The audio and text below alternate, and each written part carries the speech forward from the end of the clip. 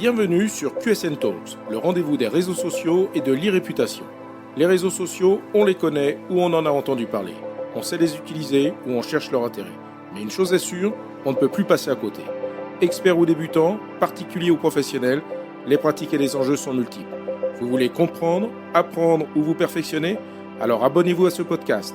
Je suis Frédéric Foscani, spécialiste des réseaux sociaux et de l'e-réputation, consultant, formateur et conférencier.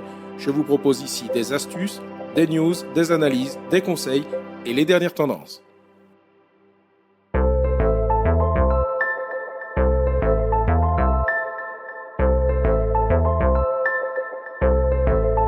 Bonjour, aujourd'hui dans QSN Talks, je vais parler d'un sujet d'actualité en décryptant l'affaire Carla Sofia Gascoigne.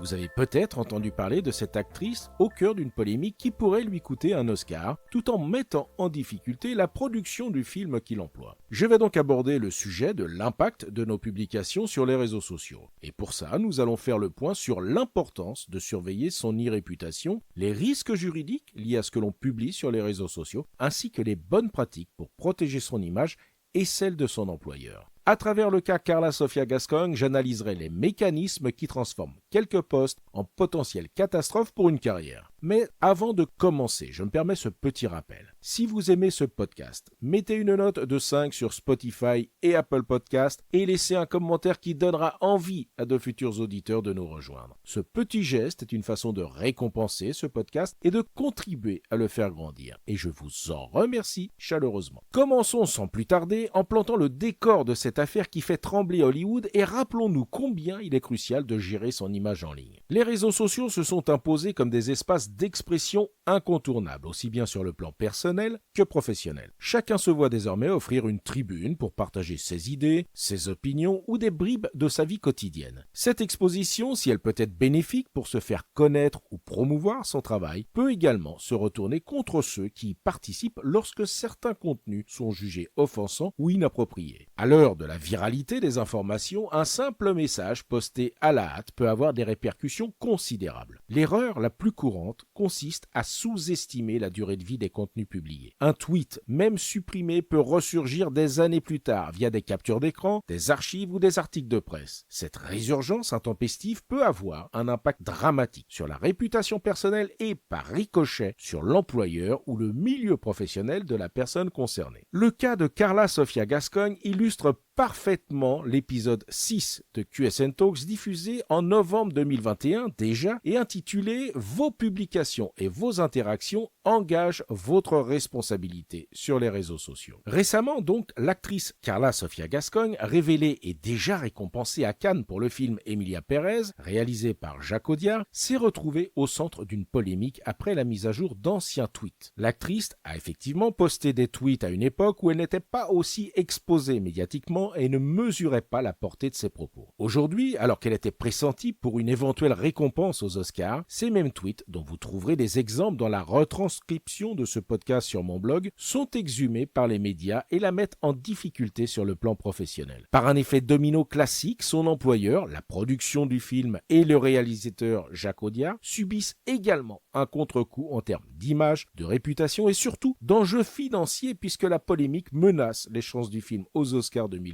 pour lequel Emilia Pérez détient un record de 13 nominations. Dans ses tweets jugés racistes et islamophobes, Carla Sofia Gascoigne y qualifiait par exemple George Floyd de toxicomane et d'escroc, trouvait qu'il y avait désormais trop de musulmans en Espagne ou estimait que les Oscars 2021 en version inclusive étaient une sorte de festival afro-coréen. Analysons maintenant la polémique autour de Carla Sofia Gascoigne pour comprendre l'impact de ses anciens tweets. La première conséquence, et non des moindres, est la mise à l'écart quasi immédiate de l'actrice des discussions autour d'une éventuelle victoire aux Oscars. D'autres répercussions graves pour sa carrière peuvent être envisagées, comme l'annulation de contrats publicitaires, la difficulté à obtenir de nouveaux rôles et sa mise au banc de l'industrie cinématographique. D'ailleurs, la maison d'édition espagnole Dos Bigotes a annoncé avoir annulé la réédition de son roman autobiographique. Dans la foulée de ces révélations, Jacques Audiard a déclaré se désolidariser des propos de Carla Sofia Gascoigne et prendre ses distances avec elle. Le réalisateur a affirmé que l'équipe de production n'était pas informée de ces tweets au moment du casting. Cette prise de distance rapide vise à protéger l'image du film et ses chances aux Oscars. Malgré tout, les conséquences pour le film sont multiples. Après les prix remportés à Cannes et aux Golden Globes, le film avait créé la surprise avec un record de 13 nominations aux Oscars 2025. Netflix tente de limiter l'impact de la polémique en prenant un certain nombre de mesures. Par exemple, Carla Sofia Gascoigne a été retirée des campagnes promotionnelles pour les Oscars et donc des affiches en la remplaçant par Zoé Saldana. Et elle a été écartée des prochains événements clés comme le Critics' Choice Awards et le Santa Barbara Festival. Au-delà des prix et des enjeux financiers liés au budget promotionnel engagé par la production, le risque de boycott du film par le public est un autre risque bien réel, ce qui, là aussi, affecte directement les recettes. Et enfin, des festivals ou des organismes de promotion du cinéma pourraient se montrer frileux à l'idée de sélectionner ou de récompenser un film associé à une polémique de ce type. Faisons donc le point sur les risques et les conséquences pour soi de ce que l'on publie sur les réseaux sociaux. Et tout d'abord, l'impact sur sa réputation. L'irréputation se définit comme l'image que les internautes se font d'une personne ou d'une organisation à travers ce qui est publié et partagé en ligne. Dans le cadre d'une stratégie de personal branding, l'objectif est de bâtir une identité numérique solide et positive qui reflète des valeurs et des compétences. Or, une simple publication jugée choquante peut à elle seule détruire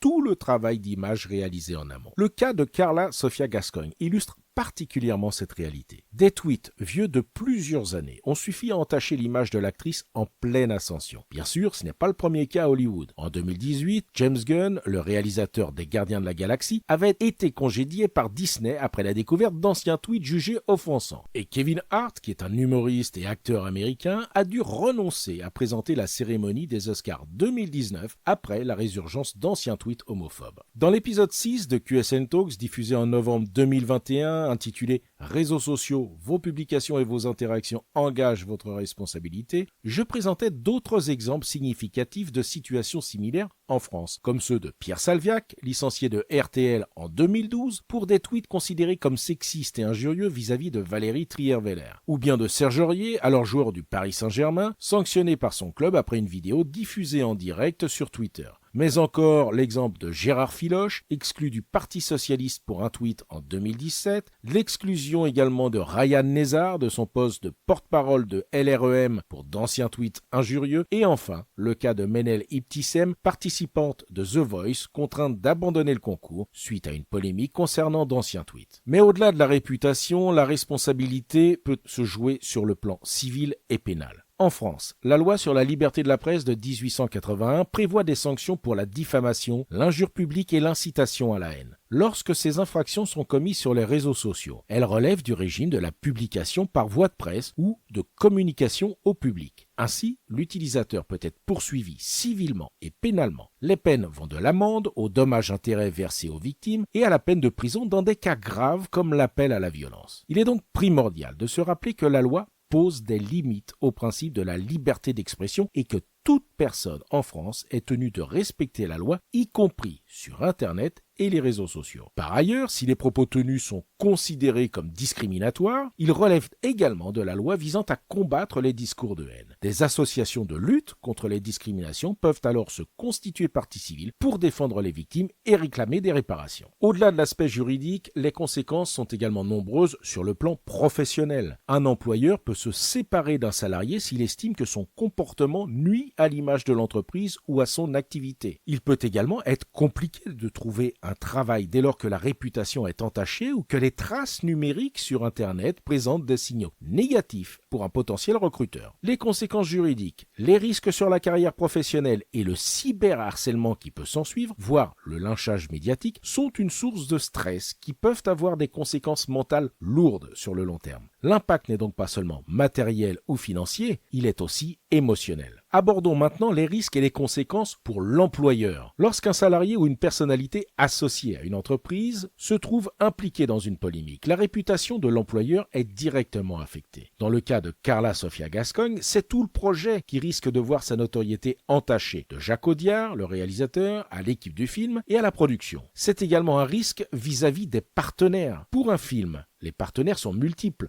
Sponsors, distributeurs, agences de presse, plateformes de streaming, etc. Si ces partenaires jugent qu'il existe un risque de retombées négatives auprès du public, ils ne manqueront pas de se détourner du projet. Les risques financiers sont donc évidents. Les conséquences peuvent être dramatiques pour le film Emilia Pérez dans sa course aux Oscars du fait de cette polémique avec toutes les conséquences financières que cela peut avoir. Des impacts financiers immédiats, compte tenu des budgets déjà engagés pour la promotion du film dans le cadre de la campagne aux Oscars, mais également un impact sur sa rentabilité sur le long terme, qu'il s'agisse de l'intérêt moindre des spectateurs, puis des conséquences liées aux droits divers comme les diffusions télévisées, l'achat par les plateformes de streaming et les ventes de DVD. Dans les domaines autres que le cinéma, on se souvient en France du cas de la marque Le Slip Français, qui a mis à pied 2 salariés après la diffusion d'une vidéo considérée comme raciste, filmée lors d'une soirée pourtant privée et partagée sur Instagram. Cette polémique avait entraîné des appels au boycott de la marque sur les réseaux sociaux. Un autre exemple concernant l'impact sur une marque du comportement d'un salarié sur ses réseaux sociaux personnels fut celui du directeur marketing de Nocibé qui avait publié des tweets racistes et islamophobes en février 2019. Bien que reflétant une expression personnelle sur un réseau social personnel, ces agissements avaient provoqué un appel au boycott de la marque. Il est donc impératif de considérer l'importance de gérer son personal branding, c'est-à-dire sa marque personnelle. Le personal branding consiste à façonner et à promouvoir sa propre image de marque comme le ferait une entreprise pour un produit. Il s'agit de contrôler ce qui se dit et se voit de vous en ligne pour apparaître sous son meilleur jour. À l'ère numérique, cette gestion de l'image est cruciale. Nous l'avons vu, un post malencontreux, un tweet agressif ou une photo compromettante peuvent suffire à éclipser des années de travail sur son image. La maîtrise de son personal branding implique de se poser régulièrement la question suivante. Si quelqu'un tombe sur ce contenu dans 3 ans, 5 ans, ou plus. Comment cela peut-il être perçu? Il est donc primordial de projeter les publications dans l'avenir, sachant que rien ne disparaît vraiment d'Internet. Pour cela, quelques bonnes pratiques simples. Tout d'abord, relire chaque message avant de publier, évaluer son impact potentiel à court, moyen et long terme et éviter les réactions à chaud. Ensuite,